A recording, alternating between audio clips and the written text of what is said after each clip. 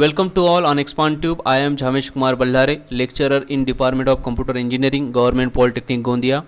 In last video, we have learned about the basic of computer network, in which we have covered network devices, network topology, and types of computer network. Today, we are going to learn more about internet, in which we will go through outcome, content, some exercises for you, and the references.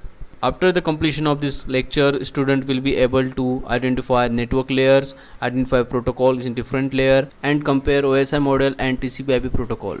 Inside content, there is about internet, layered hierarchy, OSI model, TCP/IP protocol. We all are using internet, but can you define internet? Yes, everyone can define internet in a different way. Internet is nothing but a global computer network that providing a variety of information and communication facility consisting of interconnected networks using a standardized communication protocol, or you can say internet and electronic communication network that connect the computer networks and organizational computer facilities around the world. For better understanding, we are going in a flashback.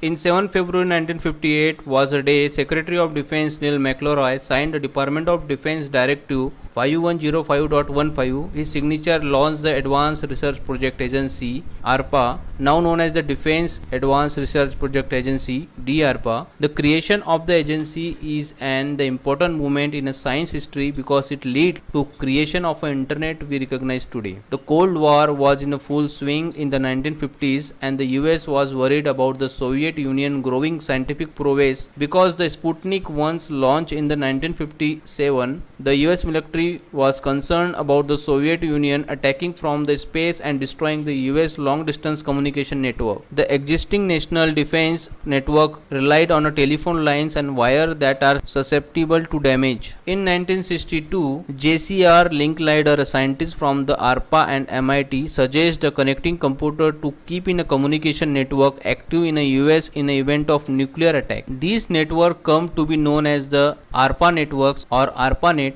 Packet switching made data transmission possible in 1965, and by 1969 military contractor Bolt, Bernack and Newman developed an early from the routing device known as the interface message processor, which enabled data transmission. The Stanford University network was the first local area network connecting distant workstation. In 1981, the NSF expanded ARPANET to National Computer Science Researcher when it funded the computer science work CASNET. ARPANET adopted the Transmission Control Protocol (TCP) in 1983 and separated out the military networks MILNET, assigning the subnet for a public researcher. Launched formally as the National Science Foundation Network (NSFNet) in 1985.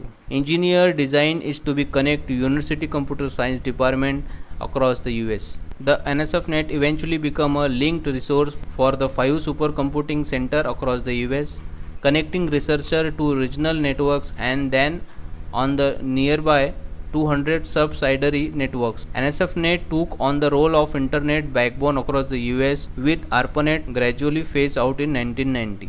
1989 saw a major step forward in the internet communication. Tim Berners-Lee of a European Organization for the Nuclear Research created the Hypertext Transfer Protocol (HTTP), a standardization that gave diverse computer platforms the ability to access the some internet site. For this reason, Berners-Lee is widely regarded as the father of World Wide Web (WWW). The Mosaic web browser created in 1993 at the National Center for Supercomputing Application. Mosaic was the first to show image in line with the text, and it offered many other graphics user interface norms we have come to expect today. Eventually, the NSFNet modified the acceptable use policy for the commercial use, and by 1995, the internet provider model created network access point that allow the for-profit commercial side of the internet to be developed.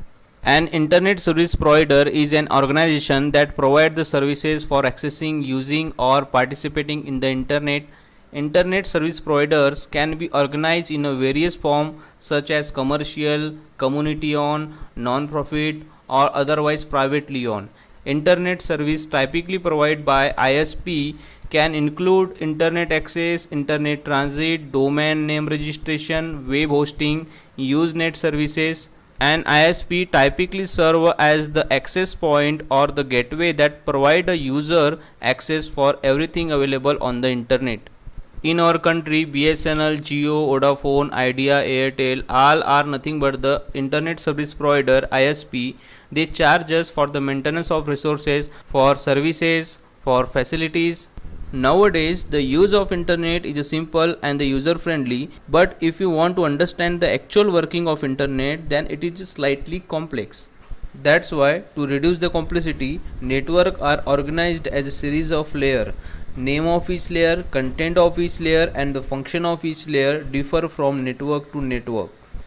Purpose of each layer to offer the certain services to the higher layers. In this diagram, every layer is offer some services to the other layer, host 1 and host 2. Every host having the three layers, layer 1, layer 2 and layer 3. On the same side, host 2 having the same layer, that is layer 1, layer 2 and the layer 3. And every layer having there is some interface, means that every layer is offering some services to the other layer. And these two hosts are connected with the help of physical medium. Both the hosts are communicating with L1 protocol, L2 protocol and L3 protocol. Here the dotted arrow is showing virtual communication and solid arrow is showing actual communication. This is a layered architecture of a network where we are showing layers, protocols and the interface. For better understanding of a layered architecture, we will uncover some basic terms in the layered architecture. First one is that entities. Active element of each layer is called entity. There are two types of entity. First one is software entity, second is hardware entity. Software entity is nothing but the any kind of process which is carried out for sending and for receiving the data. And second is hardware entity, which is nothing but the any kind of intelligent input output chip is nothing but the hardware entities. Second one is that peer entity, that is the entity in a some layer but on a different machine is called a peer entity. Second is that services, that is provide some kinds of facility to the other layer is nothing but the services.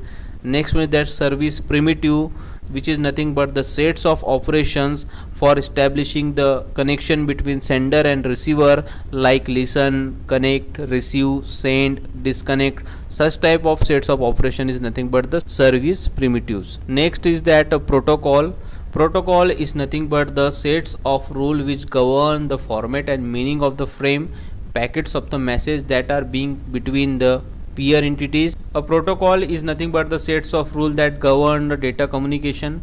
Protocol defines the method of communication, how to communicate, when to communicate. A protocol is the agreement between the communicating parties on how the communication is to be proceed. There are three important elements of the protocol. First one is that syntax, second is semantics and timing. Syntax is nothing but the means format of a data or the structure how it is presented. Second is that semantic. Semantic is nothing but the meaning of each section of a bit. And third is timing. Timing is nothing but what time data can be sent and how fast can be sent. Next is standard, which are agreed upon the rules. Next is layers, is nothing but the breakup of a sending of a message into the separate component, and the activities nothing but the layers. In a daily life also we perform the task in the layered architecture. As an example, let us consider two friends who communicate through the postal mail. The process of sending a letter to a friend would be a complex if there were no service available from the post office. In a first step, sender write a letter and put in the envelope and dropped in the mailbox. Then next step is a letter is carried from the mailbox to the post office. After that, the letter is delivered to a carrier by the post office. The parcel is carried from the source to destination. The letter is delivered from the carrier to the post office. Next, the letter is carried from the post office to the mailbox, and the letter is picked up, removed from the envelope and the read by the receiver. So here sender is a host 1 and the receiver is a host 2, and whatever step is carried out from sender to receiver, this is nothing but the layers. So we can say that the host 1, that is a sender, having the different layers, and the host 2, that is a receiver, having the different layer. The sum operations perform at the end of sender, while the sum operations perform at the end of receiver, and every layer offers some services to the other layers. This is nothing but the layered architecture. International Organization for Standardization, that is ISO, is established in 23 February 1947, which is multinational body. dedicated to worldwide agreement on international standard which are open for communication with the other system. An ISO standard that cover all the aspects of network communication is the Open System Interconnection, that is OSI model, that is a network architecture. OSI model was first introduced in the late 1970s. This is the OSI model which having the 7 layer from physical layer to application layer, and different protocols are used in the different layers of OSI models. In the physical layer, we convert the data bits into the electrical signal and decide the transmission mode, which may be coaxial cable, fiber optic cable or wireless mode. In second layer, that is a data link layer, we organize the bits into the frame and we transmit the data with the help of Ethernet, SLLIP, PPP, FDDI protocol. After that, in network layer, organize the frame into packets and with the help of IP security, ICMP, IGMP protocol, we transmit the data. In transport layer, segments is transmit to the layer with the help of TCP, UDP, ECN, SCTP, DCCP protocols. In session layer, we manage and synchronize the conversation between two systems with the help of different protocol like various API sockets. Data is translating as per of user requirement, as per of user understanding with the help of SSL, FTP, IMAP, SSH protocol. And the application layer is provide the user interactions with the system with the help of HTTP protocol, FTP, IRC, SSH, DNS protocols. User interact with the help of application layer and send the data from one system to another system with the help of application layer. The data is going from up to down from one end, and with the help of physical layer it transmitted to the another system from bottom to top. Basically this is the flow. Firstly, user interact with the application layer and send the data from one system. Data is transmitted through different layer, and with the help of physical layer it transmitted from one system to another system at the second end of a system. At this end again the user receive the data with the help of application layer. Every layer of OSI model having the different function. Physical layer is responsible for make and break a connection, defined voltage and data rate, convert the data bit into the electrical signal and decide the transmission media. Also to transmit bits over a media to provide the mechanical and electrical specification. Data link layer is responsible for synchronization, error detection and correction, to assemble the outgoing message into the frame and to provide the hoop to hoop delivery. Network layer is responsible for to move a packet from source to destination, to provide the internetworking, routing of a signal, dividing the outgoing messages into the packets, act as the network controller for routing data. Transport layer is responsible for deciding whether the transmission should be parallel or a single path, multiplexing, splitting or segmentation of data, provide the reliable process to process message delivery and error recovery. Session layer is responsible for to manage and synchronize the conversation between the system, user identification, billing and session management, to establish, manage and terminate the session. Presentation layer is responsible for to translate, encrypt and compress the data. Application layer is responsible for to allow access to the network resources, a refreshing file of information login, password checking, etc. Next is a TCP/IP model. The layer in a TCP/IP protocol suite do not exactly match those in the OSI model. The original TCP/IP protocol suite was defined as having the 4 layer: host to network, internet, transport and the application layer. However, when TCP/IP is compared to OSI, we can say that the TCP/IP protocol suite is made of 5 layers: physical layer, data link layer, network layer, transport layer and the application layer. This is the TCP/IP model which having 4 layer, but when you compare with the OSI model, we say that TCP having the 5 layers, which is physical, data link, network layer, transport layer and the application layer. But originally the TCP/IP protocol suite having 4 layers. These 2 layer combine in host to network layer and the application layer perform the function of session layer and presentation layer also. Basically TCP/IP has a two protocol. First one is TCP, that is transmission control protocol, and second is IP, that is internet protocol. These two protocols describe the movement of a data between the host computer or the internet. The informations on internet is carried in a packets and the protocol is used to put the message into a packets. The first layer is also called as the host to network, which is a combination of physical and data link layer of OSI reference model. Is the lowest layer in a TCP/IP, and the protocol vary from host to host and the network to network. And the second is a network and internet layers, which having the same function of network layer of OSI reference model. This internet layer hold the whole architecture together, and task of this layer is to allow the host to insert the packet into any networks and make them travel independently to destination. Order in which they send and receive will be different. Internet layer define a packet format and protocol called IP. TCP/IP internet layer is similar to the network layer of OSI model.